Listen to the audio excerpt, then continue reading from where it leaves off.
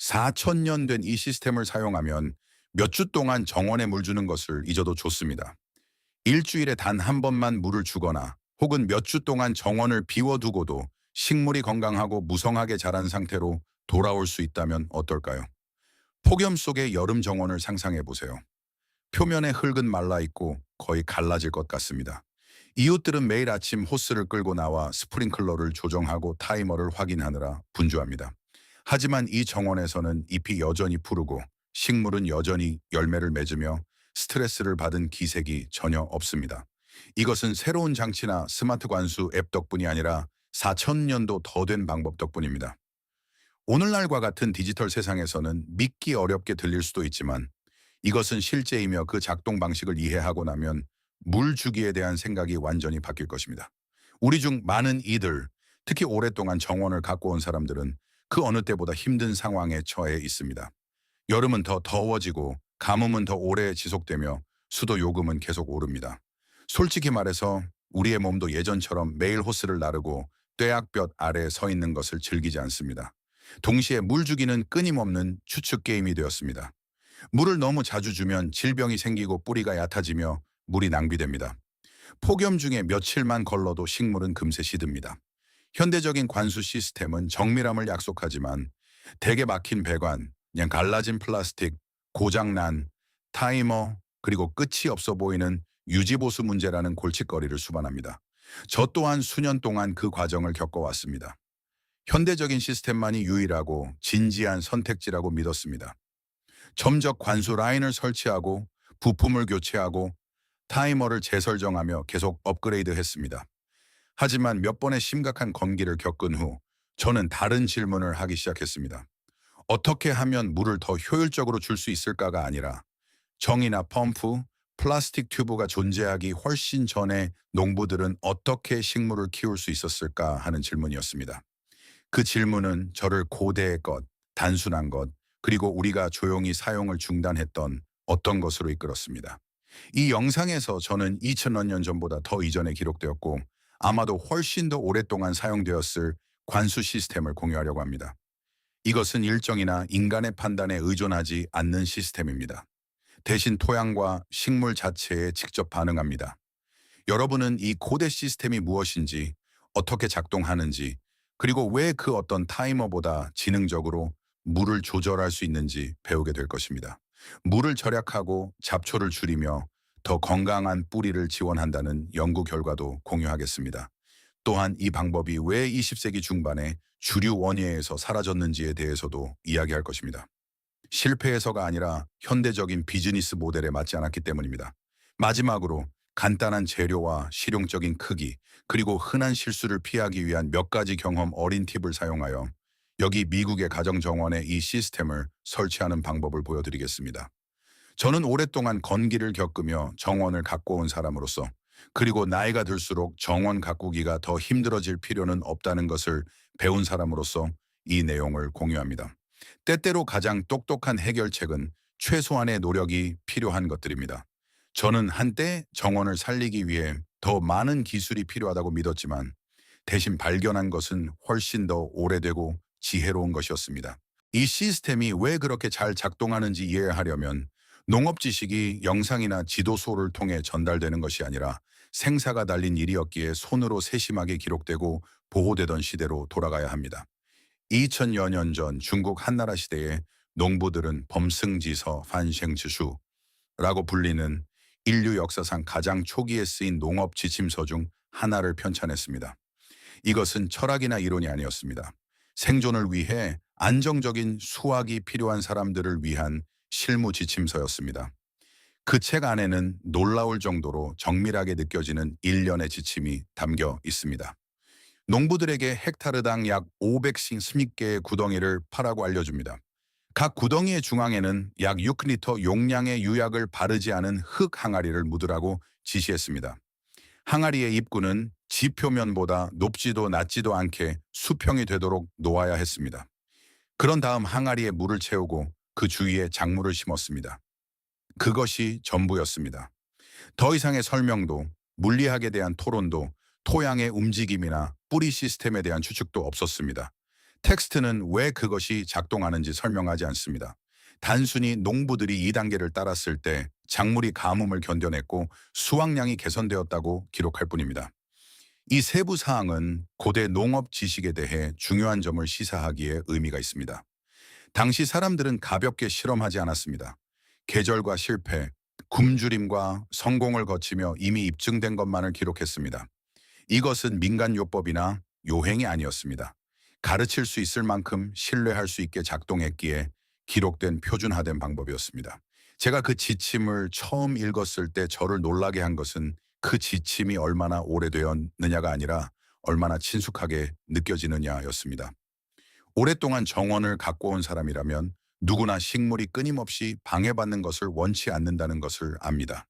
식물은 스트레스 없이 조용히 전달되는 안정적인 수분을 원합니다. 그 책을 쓴 농부들은 토양 장력이나 모세관 현상에 대한 현대적인 용어는 몰랐을지 모르지만 그 결과는 이해하고 있었습니다. 이것은 소셜미디어의 요령이나 조회수를 위해 발명된 것이 아닙니다. 공동체 전체의 생존이 달려 있었기에 기록될 가치를 얻은 시스템입니다. 더욱 의미심장한 것은 이 아이디어가 한 곳에 머물지 않았다는 점입니다.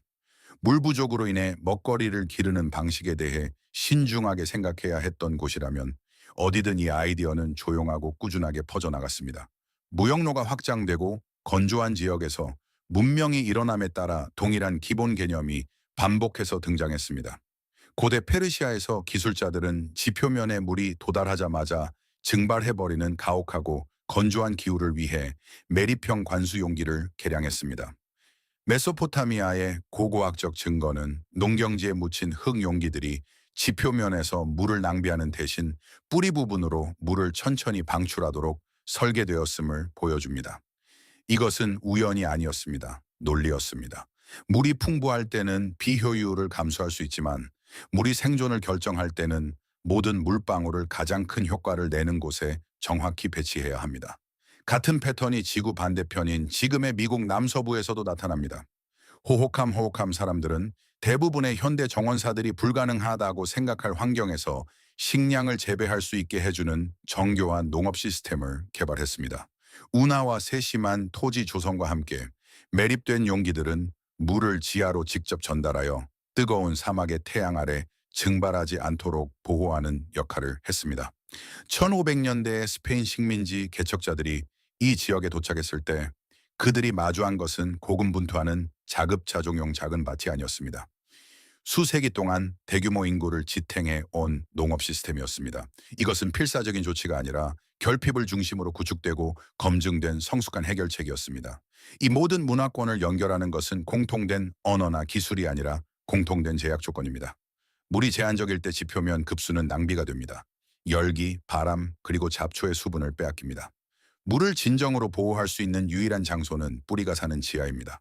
그렇기 때문에 이 시스템은 수세기 동안 여러 대륙에서 반복해서 등장합니다. 그것이 기발해서 전해진 것이 아니라 사람들을 살려냈기 때문에 전해진 것입니다. 이것은 원예를 위한 지름길이 아니라 평화로운 시대의 정원에 맞게 변형된 생존 기술입니다. 여러분이 이 시스템을 사용할 때 단순히 유행을 빌리는 것이 아닙니다. 토양과 싸우는 대신 토양과 협력하는 법을 필요에 의해 배운 농부들의 계보에 발을 들이는 것입니다. 도구나 기술에 대해 이야기하기 전에 잠시 속도를 늦춰봅시다. 이곳이 바로 대부분의 사람들이 와 하고 감탄하는 지점이기 때문입니다. 이 고대 시스템이 그렇게 잘 작동하는 이유는 마법이나 추측이 아니라 자연이 의도한 방식 그대로 작동하는 단순한 물리학 덕분입니다. 핵심 아이디어는 토양 수분 장력, 이 soil moisture retention이라고 불리는 것입니다. 이 용어를 기억할 필요는 없지만 개념은 이해하기 쉽습니다. 마른 흙은 목이 마르고 젖은 흙은 그렇지 않습니다. 흙이 마르면 근처에 있는 이용 가능한 수온을 자연스럽게 더 강하게 끌어당깁니다. 이미 촉촉할 때는 그 당기는 힘이 느슨해집니다. 이제 여기서 점토 한 가리가 중요해집니다. 유약을 바르지 않은 테라코타는 유리나 플라스틱처럼 단단하게 막혀 있지 않습니다. 미세한 수준에서 보면 수많은 작은 구멍으로 가득 차 있습니다. 항아리의 벽은 반투 화성 막처럼 작동합니다. 물은 천천히 통과할 수 있지만 이동해야 할 이유가 있을 때만 통과합니다. 매립된 항아리 주변에 흙이 마르면 수분 장력이 증가합니다. 그 장력은 점토벽을 통해 수분을 부드럽게 끌어당겨 한 방울씩 뿌리 영역으로 직접 전달합니다. 아무것도 급히 흐르거나 범람하지 않습니다. 토양은 필요한 만큼만 가져갑니다. 주변 토양이 촉촉해지면 당기는 힘이 약해지고 물의 흐름은 자연스럽게 느려집니다. 비가 오거나 날씨가 서늘해져 땅이 완전히 수분을 머금게 되면 물이 스며 나오는 것이 완전히 멈출 수도 있습니다. 항아리는 단순히 가득 차 있다고 해서 물을 흘려보내는 것이 아니라 수요에 반응합니다. 이것이 바로 이 시스템이 타이머가 있는 그 어떤 것과도 다른 이유입니다. 타이머는 시계에 따라 물을 줍니다. 어젯밤에 비가 왔는지, 오늘이 더 시원한지 더운지, 혹은 식물이 어린지 다 자랐는지 알지 못합니다. 반면에 땅에 묻힌 점토 항아리는 현실에 따라 물을 줍니다. 이러한 주문형 온디맨 동작이 이 시스템을 자율조절 방식으로 만듭니다. 여러분이 토양에 물을 강제로 밀어 넣는 것이 아니라 물을 이용 가능하게 만들어 두고 토양이 언제 가져갈지 결정하게 하는 것입니다. 식물의 입장에서는 이것이 선물과도 같습니다.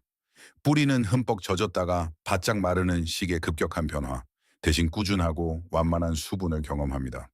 시간이 지남에 따라 이러한 안정성은 뿌리가 더 깊고 고르게 자라도록 유도하여 식물을 지탱하고 열기와 스트레스를 견디는 능력을 향상시킵니다. 특히 극한의 날씨 속에서 식물이 고전하는 것을 지켜본 정원사들에게 이것은 매우 중요합니다. 이러한 지속적인 습건 충격을 줄인다는 것은 더 건강한 성장, 더 튼튼한 식물, 그리고 폭염 중 과다 급수나 패닉 급수로 인해 발생하는 훨씬 적은 문제를 의미합니다. 그리고 가장 놀라운 점은 일단 항아리를 묻고 나면 조율도 일정도 없이 그저 물리학이 늘 해오던 일을 하며 조용히 이 모든 일이 일어난다는 것입니다. 식물이 우리보다 이 시스템을 더 잘 이해하고 있다는 사실이 의심스럽다면 직접 확인해 볼 수 있는 간단한 방법이 있습니다. 성장기가 끝날 때 이 묻어둔 항아리 중 하나를 조심스럽게 파보세요. 보통 발견하게 되는 것은 식물이 항아리를 껴안고 있는 것처럼 점토 외벽을 빽빽하게 감싸고 있는 뿌리 뭉칩니다. 이것은 우연이 아닙니다. 기회에 반응하는 생물학적 결과입니다. 뿌리는 믿을 수 없을 정도로 예민합니다. 뿌리는 토양 속에 아주 미세한 신호를 따라 수분 경사면을 따라 자랍니다. 점토 항아리가 아주 천천히라도 물을 방출하기 시작하면 뿌리는 그것을 감지합니다. 시간이 지나면서 뿌리는 수원지로 이동하여 그곳에 집중됩니다. 이것은 때때로 뿌리 압력, 루트 프레셔로 설명되기도 하지만 단순한 압력 그 이상입니다. 식물은 수동적으로 관수를 받는 것이 아니라 필요할 때 정확히 점토벽을 통해 물을 능동적으로 끌어당깁니다. 결과적으로 식물은 시스템의 일부가 됩니다. 그렇기 때문에 이 방법은 날씨, 식물 크기, 심지어 시간대에 따라 자동으로 적응합니다. 증산작용이 증가하는 뜨거운 오후에는 토양이 약간 더 빨리 마르고 더 많은 수분을 끌어당깁니다. 시원한 밤이나 흐린 날에는 수요가 줄어들고 수분의 이동도 줄어듭니다. 그 어떤 전자기기도 이처럼 매끄럽게 반응할 수는 없습니다. 이러한 특성은 토마토, 고추, 멜론, 스쿼시와 같은 결실 식물에 특히 가치가 있습니다. 이 식물들은 불규칙한 물주기에 민감합니다. 갑작스러운 변화는 배꼽 썩음병, 열과 과일 갈라짐, 또는 성장 정체와 같은 문제로 이어질 수 있습니다. 매립된 항아리를 사용하면 수분이 식물이 가장 잘 사용할 수 있는 곳에 점진적이고 일관되게 도달합니다. 시간이 흐르면서 식물은 그 수원과 관계를 맺습니다. 지표면 수분을 쫓는 얕은 뿌리 대신 더 깊고 탄력 있는 뿌리 시스템을 발달시킵니다. 그리고 그 회복력은 지표면 위에서 더 안정적인 성장, 더 나은 수확량, 극한의 열기 속에서도 적은 스트레스 증상으로 나타납니다. 놀라운 점은 이 모든 과정에 모니터링이나 측정, 미세 관리가 필요하지 않다는 것입니다. 식물과 토양, 그리고 점토가 함께 이를 처리합니다. 이제 시스템의 작동 원리를 이해했으니 실용적인 정원사들이 항상 묻는 다음 질문은 이것입니다. 실제로 측정 가능한 차이가 있을까요? 현대의 연구자들이 마침내 매립형 점토 항아리 관수법을 테스트했을 때 그 결과는 숙련된 농학자들조차 놀라게 했습니다. 캘리포니아 대학교 리버사이드 캠퍼스의 데이비드 베인브리지, 가 이끄는 연구팀은 이 고대 방법과 전통적인 지표면 관수를 비교했습니다. 결과는 놀라웠습니다. 물 사용 효율이 약 50%에서 70%까지 향상된 것입니다. 간단히 말해 식물은 훨씬 적은 물을 사용하면서도 같거나 더 나은 성장을 보여주었습니다. 이러한 장점은 가혹한 환경에서 더욱 분명해졌습니다. 애리조나 대학교에서 실시한 대조 실험에 따르면 물이 너무 빨리 빠져나가 도움이 되지 않는 사구 토양에서도 메리평, 점토 항아리는 지표면 관수에 비해 물 사용량을 최대 70%까지 줄였습니다. 이유는 간단합니다. 물이 지하로 전달되면 증발량이 영으로 떨어집니다. 수분을 앗아가는 유출수도 없습니다. 모든 물방울이 보호되어 뿌리가 실제로 도달할 수 있는 곳으로 향합니다. 하지만 가장 놀라운 데이터는 물 절약 그 자체에서 나온 것이 아니라 잡초에서 나왔습니다. 인도의 한 연구에서는 두 개의 동일한 구획에서 잡초의 바이오매스와 생물량을 측정했습니다. 하나는 전통적인 지표면 관수를 사용했고 다른 하나는 메리평 점토 항아리를 사용했습니다. 지표면 관수를 한 밭에서 연구원들은 헥타르당 약 406km의 잡초 성장을 기록했습니다. 반면 점토 항아리를 묻은 구호액에서는 그 수치가 단 62kg로 떨어졌습니다. 이 차이는 강력한 이야기를 들려줍니다. 잡초는 발화하기 위해 지표면의 수분에 의존합니다. 토양의 겉면이 상대적으로 건조하게 유지되면 잡초는 자라라는 신호를 받지 못합니다. 반면 아래에서 물을 공급받는 작물은 무성하게 자랍니다. 지표면 관수는 모든 것에 먹이를 주지만 지하 관수는 당신이 심은 것에게만 먹이를 줍니다. 또 다른 이점도 있습니다.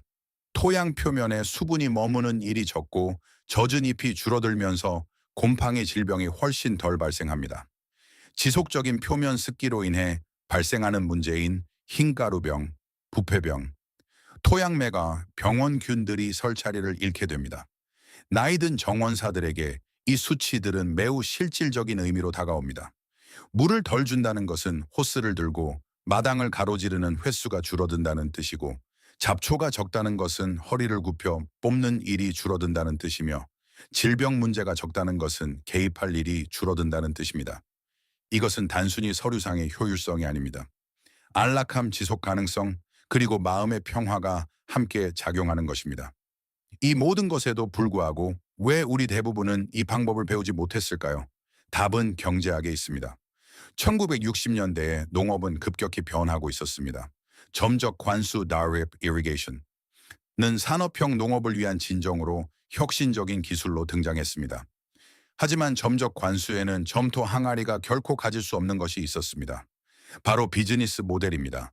점적 관수 시스템은 설치가 필요하고 필터가 있어야 하며 노즐은 막히고 튜브는 부식되고 타이머는 고장이 납니다.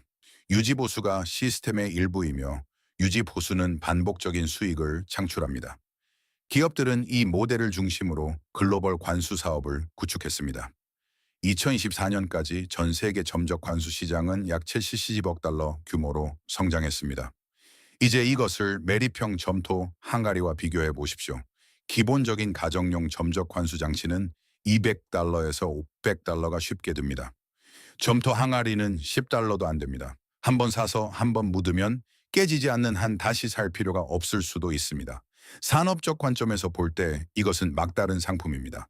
고객이 일단 손에 넣으면 관계가 끝납니다. 그래서 시간이 흐르면서 농업 교육은 자본의 논리를 따랐습니다. 현대적인 시스템이 강조되었고 과학적으로 반증된 적이 없음에도 불구하고 점토 항아리 관수법은 구식으로 치부되었습니다. 그것은 단지 확장 가능한 반복 판매 경제에 맞지 않았을 뿐입니다. 대규모 농장에는 점적 관수가 필수적이겠지만 가정 정원이나 높이기 화단, 레이스드 베드, 작은 텃밭에는 고대의 방법이 더 합리적인 경우가 많습니다. 매립형 점토 항아리는 작동하지 않아서 사라진 것이 아닙니다. 다른 어떤 것도 필요 없을 만큼 너무 잘 작동했기 때문에 사라진 것입니다. 이제 이 모든 것을 여러분의 뒷마당으로 가져와 봅시다. 이 시스템의 아름다움은 특별한 도구나 훈련이 필요하지 않다는 점입니다. 거의 모든 정원 용품점에서 찾을 수 있는 물건들로 만들 수 있습니다.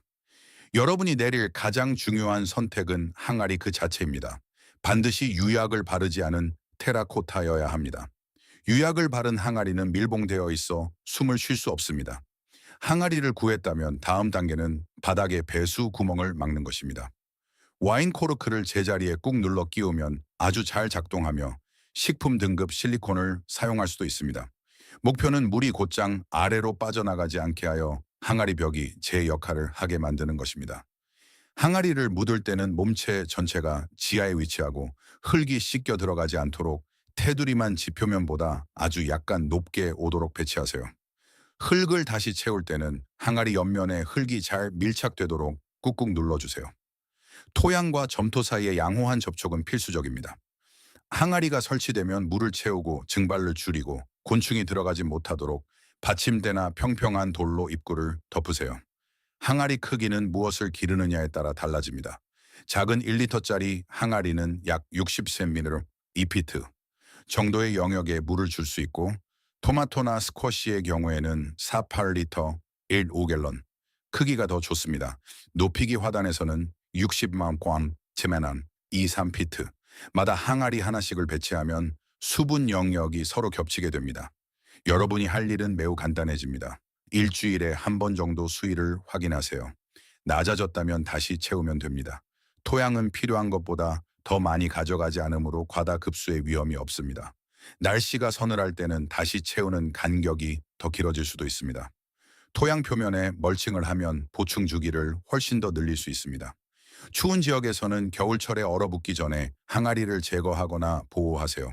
안에 있는 물이 얼면 테라코타가 깨질 수 있기 때문입니다. 이 방법의 대부분의 실패는 유약을 바른 항아리 사용, 불량한 토양 접촉, 혹은 입구를 덮지 않는 것과 같은 사소한 세부 사항에서 옵니다. 배치 또한 중요합니다. 항아리가 식물에서 너무 멀리 묻히면 뿌리가 그것을 찾는데 더 오랜 시간이 걸릴 수 있습니다. 마지막으로 토양 유형도 중요합니다. 차흙이 많은 점토질 토양에서는 물이 더 천천히 이동하고 모래 토양에서는 항아리가 더 빨리 비워질 수 있습니다. 이러한 문제 중 복잡한 것은 없으며 모두 수정하기 쉽습니다. 이 시스템은 우리가 나이가 들수록 조용히 빛을 발합니다. 매일의 노동이 사라집니다. 호스를 끌고 다닐 필요도 없고 무거운 물통을 나를 필요도 없으며 식물이 시들지 않게 매일 아침 허리를 굽힐 필요도 없습니다. 그 안정성이 중요합니다. 토양 수분이 일정하게 유지되면 식물은 스트레스를 덜 받고 정원사는 걱정을 덜 하게 됩니다. 나이가 든 정원사들에게는 조금 더 큰 점토 항아리를 사용하는 것이 보충 횟수를 줄이는 방법입니다. 손주들을 만나러 가기 전에 이 시스템을 설치한 70대 친구 한 명이 생각납니다. 그는 한여름에 거의 2주 동안 집을 비웠고 집에 돌아왔을 때 정원은 그가 떠났을 때와 거의 똑같은 모습이었습니다. 항아리의 물은 낮아졌지만 식물들은 살아있었고 열매를 맺고 있었습니다. 그것이 바로 이 시스템이 제공하는 자유입니다. 단순한 편의가 아니라 확신입니다. 이것은 2000년 전 한나라 시대에 기록된 입증된 농업 시스템입니다. 토양이 어떻게 행동하는지를 존중하기 때문에 작동합니다. 현대의 연구는 물 사용량이 57% 감소하고 잡초 성장이 붕괴된다는 점을 확인해 줍니다. 최고의 기술은 종종 최소한의 개입을 필요로 하는 것입니다. 흙 속에 묻힌 점토 항아리는 귀를 기울이고 반응하며 늘 그래왔던 것처럼 조용히 생명을 지원합니다. 이 이야기가 여러분의 정원에 숨겨진 고대의 지혜에 대한 생각을 바꾸어 놓았다면 구독과 좋아요를 눌러주세요. 우리는 사람들이 묻어버리려 했던 역사를 발굴하고 있습니다. 함께 미래를 심어봅시다. 다음 보물도 곧 공개될 예정입니다.